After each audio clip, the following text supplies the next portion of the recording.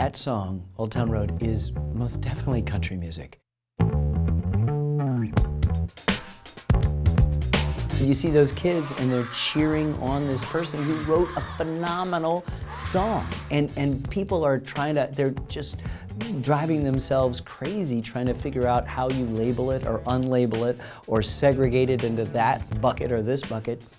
None of that matters. I mean, Louis Armstrong said, and he may be the most important person in music in the 20th century, I didn't say jazz. He said there's only two kinds of music. One is good music and bad music.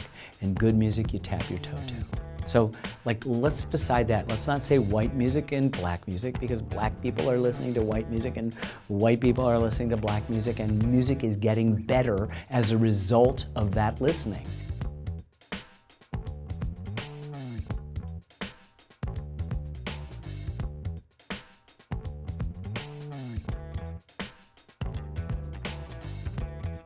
We sort of think country music is a narrow thing. It's hugely wide and diverse and omnivorous. We think we know what it's all about, and it's actually very complicated. Country music was never one thing. People talk about the big bang in country music. When Ralph Peter in the summer of 1927 went to Bristol, Tennessee and recorded the Carter Family and Jimmie Rodgers. They don't sound anything alike, and yet they're all lumped together in this supposedly white little corner of things.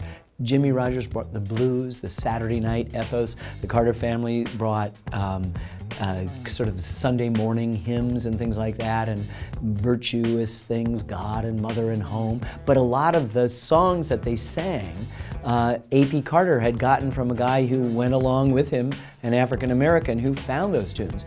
There was a Protestant hymn from the late 19th century, I can't remember what it was called, but it was reworked in the African American church, When the World's on Fire, still a popular gospel song. They turned it in, the Carter Family turned it into Little Darlin' Pal of Mine, one of their great hits. Then Woody Guthrie came through, took the same melody and did This Land Is Your Land.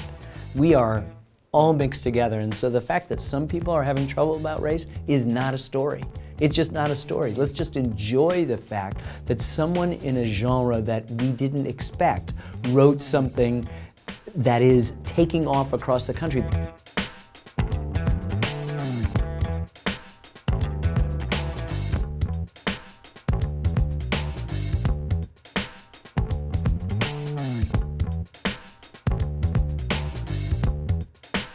The point of view is that it's the biggest song in America because nobody else recognizes the borders except the commerce people, the rest of us who want to have easy categorization of stuff, and unfortunately the tribalists who want to say it's us and them. The songs are about fundamental, universal human emotions. The joy of birth, sadness at death, falling in love, trying to be in love, being lonely, missing somebody, seeking redemption. This is stuff that every human being goes through on the planet.